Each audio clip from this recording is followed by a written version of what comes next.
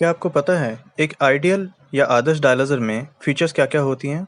अगर नहीं, तो इस वीडियो को एंड तक देखें। बेसिक ऑफ डायलिसिस वीडियो में हमने डायलाइज़र के बारे में कुछ बेसिक चीज़ें जानी थी। आज हम डायलाइज़र के बारे में कुछ नया चीज़ें जानेंगे। सो आप में से जो कोई भी बेसिक ऑफ डायलिसिस के वीडियो नहीं अटेंड किए हैं, उनके लिए मैं एक बार शुरू से बता देता हूँ शॉर्ट में। So let's start. डायलाइज़र होता क्या है? डायलाइज़र एक आर्टिफिशियल किडनी है। ये हीमोडायलिसिस में यूज़ होता है। ये एक सेमी परमेबल मेम्ब्रेन का बना हुआ रहता है। इसके जो मेम्ब्रेन होता है सेमी परमेबल वाले, ये पॉलीसल्फोन के बने हुए रहते हैं। इसका जो काम है वो ब्लड को फिल्टर करना है, नाइट्रोजनस वेस्ट प्रोडक्ट्स को बाहर निकालना है, जैसे कि यूरिया एंड क्रिएटिनिन। इसके दो कंपार्टमेंट होते हैं, blood compartment and dialysis compartment. And filter किए हुए ब्लड को फिर पेशेंट के बॉडी में लौटाना भी इसका काम रहता है। अब अगर आपसे पूछा जाए कि एक आइडियल डायलाइज़र या आदर्श डायलाइज़र का पहचान क्या है, तो मैं अपने एक्सपीरियंस के हिसाब से इसको 9 पॉइंट्स में डिवाइड किया हूँ, जिसके ज़रिए एक पेशेंट या फिर एक टेक्नीशियन एक अच्छे डायलाइज़र या आदर्श डायलाइज़र को चुन पाएंगे। पहला point, high clearance of small molecules and middle molecular toxins. हम सभी कोई जानते हैं कि डायलिसिस के द्वारा हम लोग small and middle molecular toxins body से बाहर निकालते हैं, तो उसके एडिक्वेट क्लियरेंस होने चाहिए उस डायलाइज़र से। Second point, adequate UF. UF का मतलब अल्ट्रा फिल्ट्रेशन। पेशेंट जितना फ्लूइड इनटेक करता है उसके हिसाब से हम लोग डायलिसिस में उसके अल्ट्रा फिल्ट्रेशन गोल लगाते हैं, तो उस डायलाइज़र के द्वारा वो अल्ट्रा फिल्ट्रेशन गोल अचीव होनी चाहिए। Third point, negligible losses of protein and amino acid. Protein and amino acid are the essential compound in our body, ये हम सभी को ही जानते हैं। सो जो डायलाइज़र यूज़ कर रहे हैं उससे जो पोर साइज़ है उसके द्वारा प्रोटीन या अमाइनो एसिड्स ज़्यादा अमाउंट में बाहर ना निकल जाए, वो भी ध्यान रखना पड़ेगा। 4, non toxic composition. Non toxic composition मतलब जो बॉडी को हैम्पर करे, जो एनाफाइलेटिक रिएक्शन ला सकता है ड्यूरिंग डायलिसिस या इंटरडायलिटिक कॉम्प्लिकेशंस ला सकती है, उस कॉम्पोजिशन का कोई प्रोडक्ट से डायलाइज़र का बनावटी ना हो। Dialyser should be biocompatible. 5, minimal activations of cell. हम सभी को ही जानते हैं कि एंटीबॉडी एंटीजन रिएक्शन के बारे में।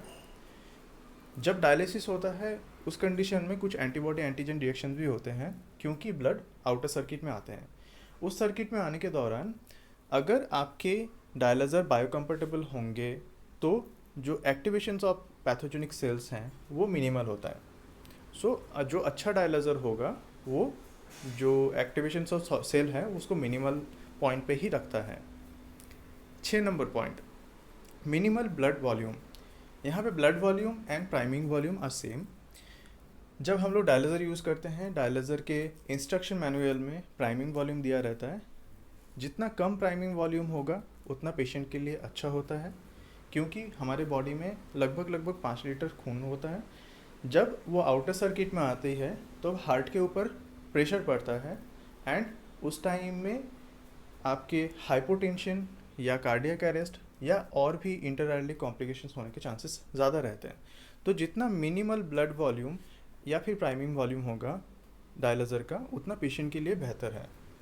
7 नंबर पॉइंट, रिलायबिलिटी। आज के ज़माने में हम लोग कुछ चीज़ों पे, नया चीज़ों पे विश्वास करने से पहले उसका देखते हैं कि कौन से कंपनी का बना हुआ है, उसका ब्रांड क्या है, ये सब। सो उस कंडीशन में जो 1 से लेके 6 पॉइंट हैं, ये एक अच्छे कंपनी का डायलाइज़र दे रहा है, कितने दिन से वो कंपनी मार्केट में है, पेशेंट को कोई कॉम्प्लिकेशन हो रही कि नहीं हो रही है, ये सब रिलायबिलिटी देखने के लिए हम लोगों को वो डायलाइज़र का भी वैलिडेशन करनी पड़ेगी। 8 नंबर पॉइंट, रीयूजेबिलिटी। आज के डेट में पैनल केसेस बहुत सारे हैं हॉस्पिटल्स में, बट बहुत सारे जगह पे ऐसे भी हैं जहाँ पे कैश ट्रीटमेंट होते हैं। उस कैश ट्रीटमेंट के ज़रिए पेशेंट को हर डायलिसिस में नया डायलाइज़र लेना पॉसिबल नहीं होता है, उनका फाइनेंशियल कंडीशन भी सब जगह पे सही नहीं होता है। तो उस कंडीशन में उनको रीयूज़ डायलाइज़र के ऊपर ही सहारा करना पड़ता है। तो कोई डायलाइज़र ऐसा हो कि उससे मल्टीपल टाइम हम लोग यूज़ कर सकते हैं, वो भी देखना एक ज़रूरी पॉइंट है।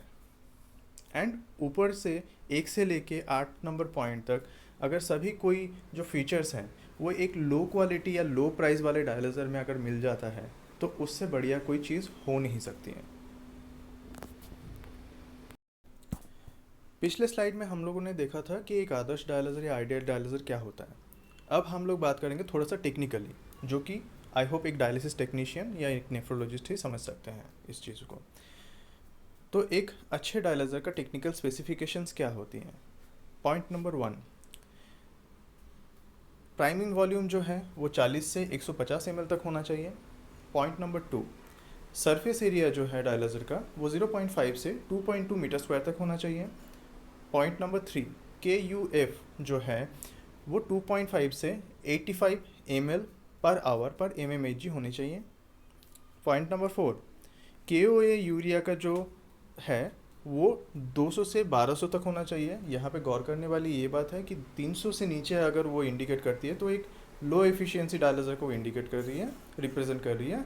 एंड 600 से ऊपर अगर इसका होता है KOA तो उसमें वो हाई एफिशिएंसी डायलाइजर को इंडिकेट कर रही है।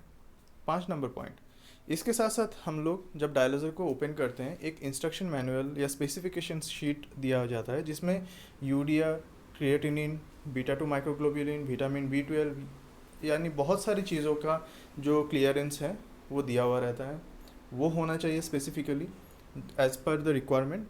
6 नंबर पॉइंट, डायलाइजर जो है वो 3 टाइप से स्टेरिलाइज होने चाहिए। एक या तो गामा रेडिएशन से, एक ETO मतलब इथिलीन ऑक्साइड, और स्टीम स्टेरिलाइज।